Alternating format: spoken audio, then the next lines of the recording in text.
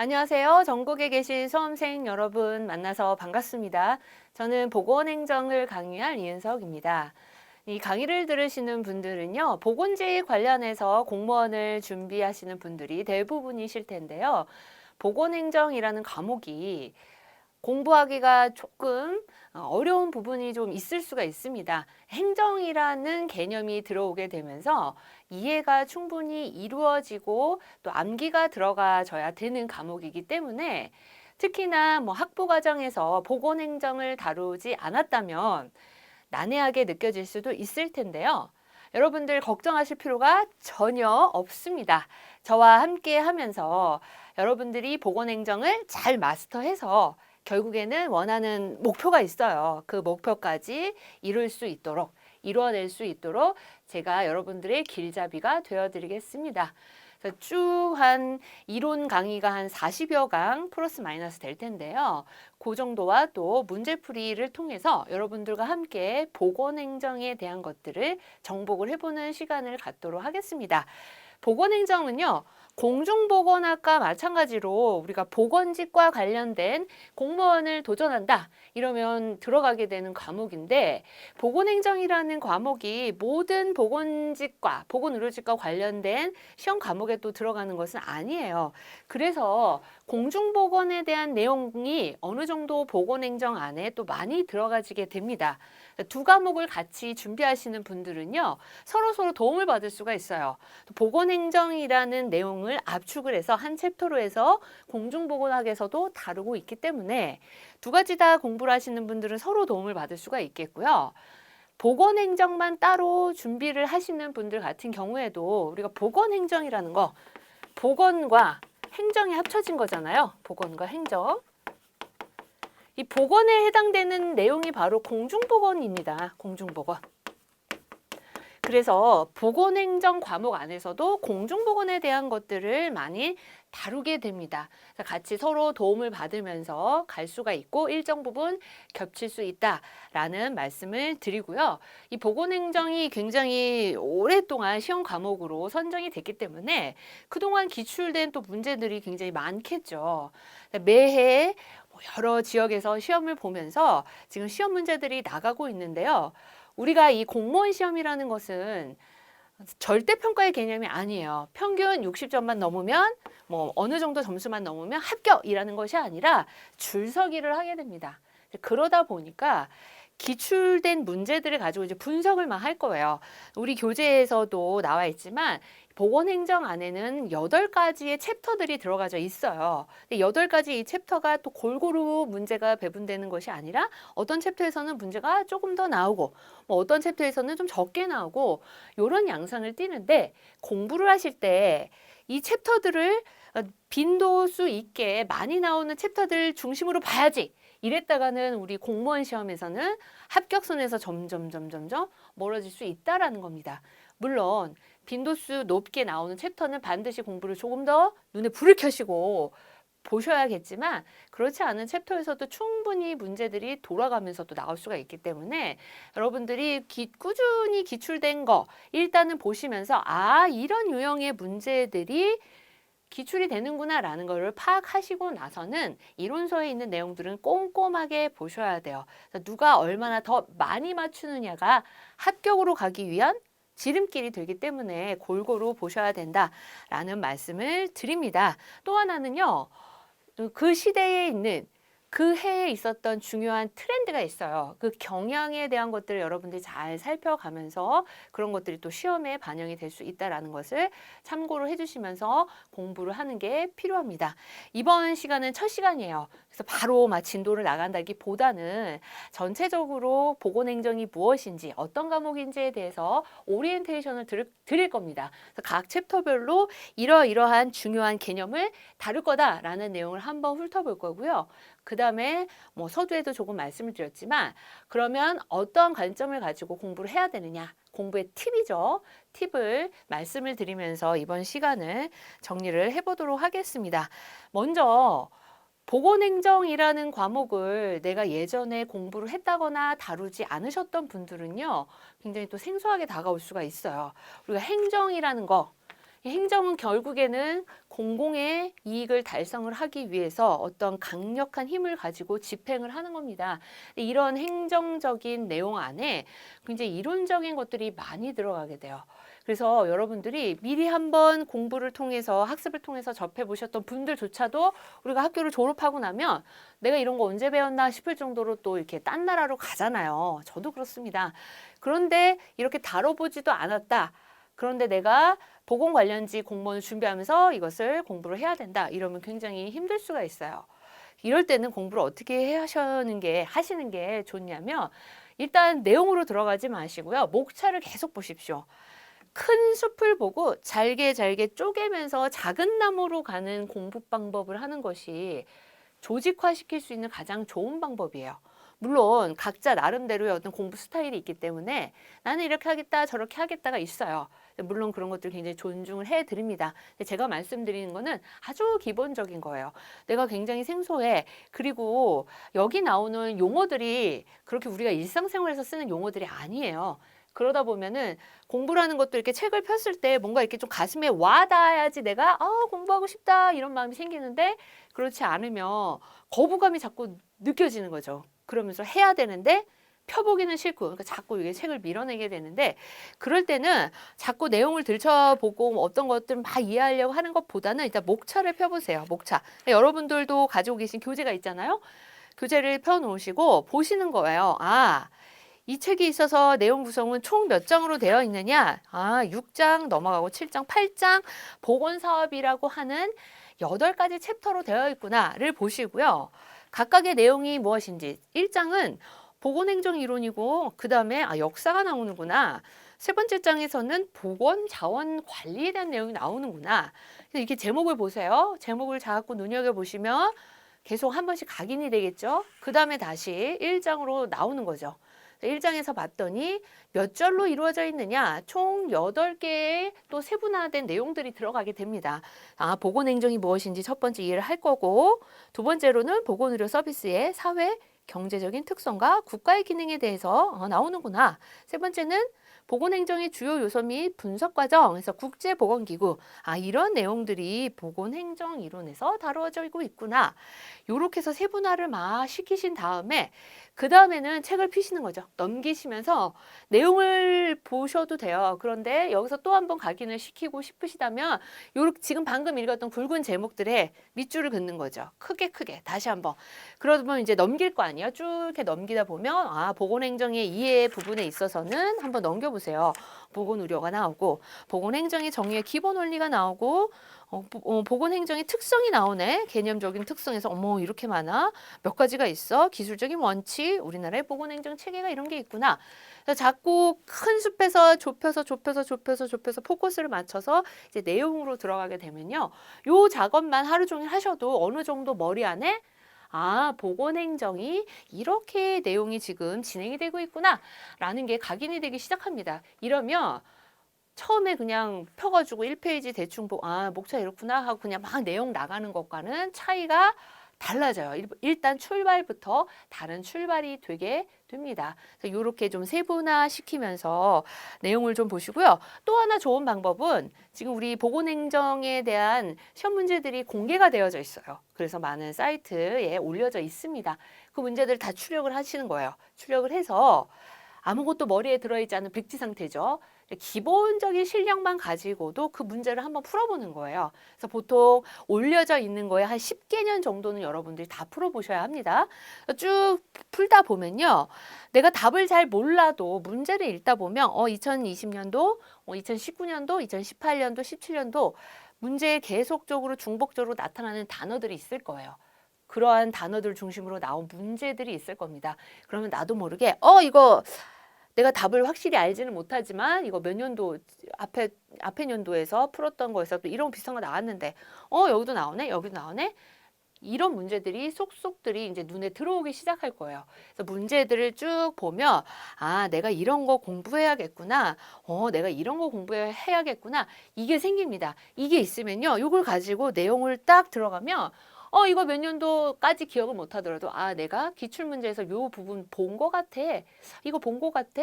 요런 것들이 생기게 됩니다. 그러면 그런 부분들은 더 중요도 있게 내용을 정리를 하게 되죠. 그래서 이렇게 낯선 과목, 머리에 잘 안 들어오는 과목 같은 경우에는 요 작업을 충분하게 해주시면 이게 시간 낭비가 결코 아니라는 거예요. 굉장히 많이 습득할 수 있는 좋은 기회가 된다라는 거고요. 우리 교재가 어떻게 이루어져 있냐면요. 내용 정리를 해놔요. 그 다음에 바로 다음 챕터로 넘어가는 것이 아니라 OX 퀴즈 문제가 나옵니다. OX. 이거는 즉석에서 풀어볼 수가 있어요, 여러분들이. 그러니까 넘기지 마시고요. OX 문제를 한번 풀어보시고 그 다음에 최신에 기출되었던 문제들을 그 챕터별로 맞게 갖다가 수록을 해놨어요. 이 문제들 그리고 나서 예상 적중 문제 그리고 나중에 파이널 모의고사 문제로 넘어가게 되는데요. 요 순서로 교재를 보셔도 되고요. 아니면 아까 그 출력된 것들을 연도별로 내가 문제를 푸는 것도 한번 중요하고요. 여기는 지금 챕터별로 문제들을 넣어놨기 때문에 내용을 들어가기 전에 이미 기출 문제에 대한 것들 눈으로 한번 쭉 훑어보세요. 그러면 뭐 나오겠죠. 또 이런 거 묻고 있구나. 요거 상태에 머리 안에 넣어놓고 강의를 딱 들으면 훨씬 더 기억이 되기가 쉽다라는 겁니다. 그래서 우리 교재는 이렇게 구성이 되어져 있다라는 말씀을 드리고요. 뭐니 해도 공부는 반복이 중요합니다. 반복. 한 번 정독하고 딱 덮는 것과 지속적으로 노출을 시키는 것, 당연히 오랫동안 기억을 유지할 수 있는 방법에는 반복이 최고예요. 왜냐면 우리 기억이라는 것이 영원하지가 않아요. 아무리 정독을 해서 정신을 집중해서 막 동글맹이를 쳐가면서 외웠다고 하더라도 시간이 지나 하루가 지나면 한 시간이 지나면 뭐 하루가 지나면 한 달이 지나면 대부분의 기억은 망각이 되어집니다. 그럴 때 이런 것들을 예방할 수 있는 아주 좋은 방법이 바로 반복이죠. 반복이에요. 그래서 한 번 1독 하시고요. 집중을 하셔서 하셔야겠죠. 2독 하시고요. 강의 배속을 여러분들이 좀 빨리 해서 처음에는 제대로 들으시다가 두 번째, 세 번째 될 때는 속도를 좀 늘리시면 그래도 한 번 제대로 해놓은 게 있기 때문에 귀에 쏙쏙 들어오게 됩니다. 여러 번 반복을 하면서 뭐 2독, 3독이 넘어가면 이제 나도 모르게 외워지는 부분들이 나올 거예요. 우리가 시험이 아직까지는 객관식이잖아요. 그러니까 여러분들이 주관식 시험이 나온다 이러면 내가 그것을 충분하게 이해하고 내 언어로 표현을 해낼 수 있는 단계까지 학습을 해야 되는데 그래도 객관식이기 때문에 여러분 충분히 이해하는 것만으로도 문제를 풀 수가 있게 됩니다. 그래서 그렇게 반복을 하기를 권해드리고요. 공부할 때 가장 좋은 습관은 주변에 방해만 되지 않는다면 눈으로 하는 공부보다는요, 오감을 이용을 하셔야 돼요. 그러니까 눈으로도 보죠. 귀로도 들을 수 있고요. 입으로도 표현을 할 수 있고요. 그다음 손은 놀고 있지 않죠. 쓸 수 있도록. 이렇게 많은 감각을 이용해서 학습을 해주시는 것이 훨씬 더 기억에 많이 남고요. 진짜 공부한 것이 내 거가 됐느냐라는 것을 확인하는 것은 누군가에게 설명하는 게 최고입니다.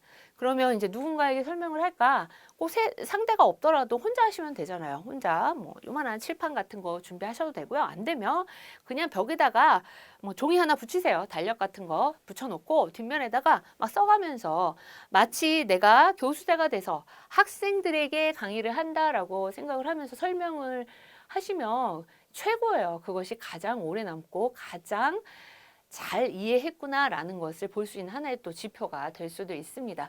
근데 도서관에서 이런 작업을 할 수가 없겠죠. 주변 사람들 다 있는데 나 혼자 궁시렁궁시렁 내는 것은 다른 사람에게 피해가 주기 때문에 그러한 상황이 아니라면 여러분들이 자꾸 소리 내서 말로 하면서 눈으로 그려보면서 또 손으로 쓰면서 뭐 때로는 이렇게 막 몸짓으로도 표현을 하면서 학습을 해주시는 것이 훨씬 더 효율적으로 할 수 있다라는 말씀을 드리고요.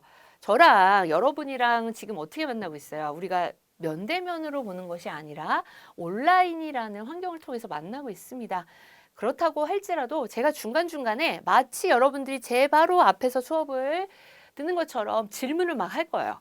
질문도 하고 그다음에 여러분 따라해 보세요. 뭐 이런 것도 할 텐데 그때 탁 팔짱을 끼시고 그래 어디 잘하나 보자 라는 마음보다는 제가 질문했을 때 어떻게 하셔야 돼요? 대답을 하셔야죠.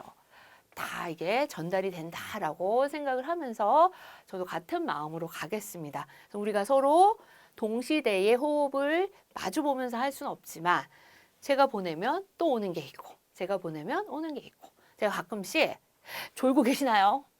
물 한 잔 드시고 오세요. 뭐 어깨를 막 펴보세요. 뭐 이런 말도 할 거예요. 여러분들이 그거에 맞춰서 또 같이 호흡을 하면서 좀 재밌게 실제로 막 살아있는 듯한 생동감 있는 이런 강의의 시간들을 가져본다면 보건행정이 그렇게 딱딱하고 지루한 과목만은 아니구나라고 또 느껴질 수가 있겠죠. 이렇게 해주시고요. 행정에 대한 부분들이 보건행정에서는 이제 행정에 대한 부분들이 조금 더 강조가 돼요. 이 보건행정이라는 챕터가 공중보건학에도 쑥 들어가요. 근데 거기서는 굉장히 압축을 시켜서 짧죠, 내용이 들어가져 있는데 보건행정 같은 경우에는 행정에 대한 것들을 조금 더 많이 가져옵니다. 뭐 이론적인 것도 굉장히 많이 들어가고요. 뭐 경제에 대한 부분들도 나올 거고 기획하고 조직을 운영해 나가는데 뭐 여러 가지 관련된 내용들이 들어가다 보니까 용어들이 좀 낯설 수가 있어요. 그래서 그런 중요한 행정 용어들, 입에 잘 붙지 않는 용어들은 따로 이렇게 좀 노트를 만들어 가지고 거기다 정리를 해주시는 것도 굉장히 좋은 방법 중에 하나예요. 노트가 딱 있다면 뭐 예를 들면 뭐 어떤 경제적인 용어가 나왔어요. 경제. 그리고 이 경제에 대한 것을 간단하게 설명을 해놓고 우리 교재 페이지 몇 페이지에 있느냐? 156. 자, 이렇게 해놓으면 내가 이거 경제에 대한 용어가 교재에 있었는데 그래가지고 막 책을 또 막 여기저기 확 시간이 많이 가잖아요. 못 찾으면 또 막 짜증이 날 수도 있어요. 그래서 이렇게 노트를 가지고 용어집을 만드는 거죠. 그래서 경제에 대한 거 간단하게 설명을 해놓고 이것이 교재 몇 페이지에 있느냐. 이러면 나중에 시험 보러 가셨을 때 뭐 두꺼운 책 안 들고 가셔도 되죠. 이런 용어에 대한 것들, 요 정리해 놓은 것만 가지고 가셔도 굉장히 짧은 시간에 효과적으로 촉촉촉 볼 수가 있겠죠. 그러니까 요거는 여러분들의 선택입니다. 이런 것들을 해두신 분들, 이제 많은 이제 선배분들이 이런 것들이 도움이 됐다라는 말씀을 해주셨기 때문에 또 제가 한 번 더 말씀을 드립니다. 이렇게 공부는 큰 숲을 보고 좀 작은 숲으로 들어가고, 그 다음에 이론 내용을 보고 OX 문제 바로 풀어보시면서 내가 효과적으로 기억을 했는지, 왜냐면 이론을 듣고 바로 OX를 풀면은 그래도 그 기억들이 갑니다. 유지가 돼요. 그러니까 강의가 1시간, 이 1강이 끝났어요. 그러면 끝났다 하고 딱 꺼버리거나 2강으로 바로 넘어가지 마시고 문제를 풀 수 있으면 문제를 푸시고요. 아니면 딱 덮지 마시고 책을 한번 5분 안에 훑어보시는 거예요. 그래서 제가 중간중간에 이런 부분 기출이 많이 됐습니다. 중요하게 다뤄지고 있습니다. 라는 부분들에 대한 내용만 이렇게 찝고 가셔도요. 훨씬 더 기억이 많이 남을 수가 있다. 라는 말씀을 드리고요. 또 하나는 내용이 잘 머리에 안 들어올 때는 기출 문제를 먼저 보세요. 기출에 대한 것들을 쭉 풀면서 이런 내용들을 주로 시험에서 물었구나. 이걸 가지고 이론서의 내용을 보시면 훨씬 더 잘 들어올 수 있다라는 말씀을 드리고요. 반복이에요. 바로 덮지 마시고 다음날 혹은 주말에라도 내가 일주일 동안 공부했던 내용들을 다시 한번 훑어보면서 가는 거. 그래서 한 번 이론서를 정독하는 것보다는 2번, 3번, 4번, 5번으로 갈수록 훨씬 더 기억에 많이 남고요. 아마 이제 4독, 3독쯤 되면 다 알 것 같지만 볼 때마다 우리는 또 새로워요. 이게 참 신기한 일인데 내가 이런 걸 공부했나? 나 분명히 외웠는데 왜 이렇게 새롭지라는 생각이 들 수도 있는데 여러분 걱정하시지 않아도 되는 게 뭐냐면요. 이렇게 준비를 하셨던 분들이 시험장에 가시면요. 문제가 딱 나오면 기가 막히게 이런 게 생각나요. 이거 오른쪽 페이지 한 중간 부분에서 이런 내용 나왔었지. 맞아. 이거 내가 한 거야. 라는 이런 기억들이 나도 모르게 떠오릅니다. 믿으세요. 여러분 한번 이번 시험에서 그것을 경험을 해보시기를 바랍니다. 충분히 기억이 난다라는 믿음을 가지고 이렇게 준비를 해주시는데요. 공무원 시험이라는 것이 공무원 시험이든 하여튼 어떤 시험이든 간에 이 시험이라는 것은 굉장히 스트레스죠. 그리고 막연한 불안감을 우리에게 줍니다. 왜냐하면 결과가 어떻게 될 것이다 라는 것에 대한 어떤 확신이 없기 때문이에요. 그리고 이것이 정해진 커트라인을 넘는 게 아니라 줄을 세워서 들어가야 되는 부분이기 때문에 내가 시험을 잘 봐도 나보다 잘 본 사람이 많아버리면 이거는 또 합격으로 가기가 어려워져요. 그래서 이 마음을 다스리면서 가는 것도 굉장히 중요한데 이런 마음을 다스리는 거에 있어서 가장 우선시 되는 것은 왜예요? 왜? 내가 이 시험을 왜 준비하느냐? 나의 어떻게 보면 꿈이겠죠. 그리고 기대감. 다른 사람이 나한테 기대를 어떻게 가지고 있느냐 보다도 사실 제일 중요한 거는 내가 내 자신에 대해서 어느 정도의 기대감을 가지고 있느냐. 이게 제일 중요합니다. 나는 뭐 해도 잘 안 되는 것 같고 뭐 되는 일도 없고 내가 지금 이렇게 시험 준비를 하고 있지만 뭐 언제 될지도 모르겠고 난 한 3년 목표로 잡고 있어. 난 한 5년 잡고 있어. 이거는 스스로에 대해서 굉장히 기대감을 낮춘 거예요. 나는 이렇게 될 거야. 될 거야. 여러분, 말이 씨가 된다라는 말 있잖아요. 이게 그냥 나온 말이 절대로 아닙니다. 다른 사람이 해주는 것보다도 내가 내 스스로에 대해서 자꾸 얘기해 주는 게 필요해요. 내 말을 내 귀가 제일 많이 알아들어요. 내가 말하는 거 계속 듣잖아요. 그렇기 때문에 계속적으로 나에 대한 기대감을 심어주세요. 나는 할 수 있다. 할 수 있다. 나는 올해 안에 꼭 붙을 거야. 나는 이 점수 붙을 거야. 그래서 나는 이런 일을 할 거야. 그러면서 그려보는 거죠.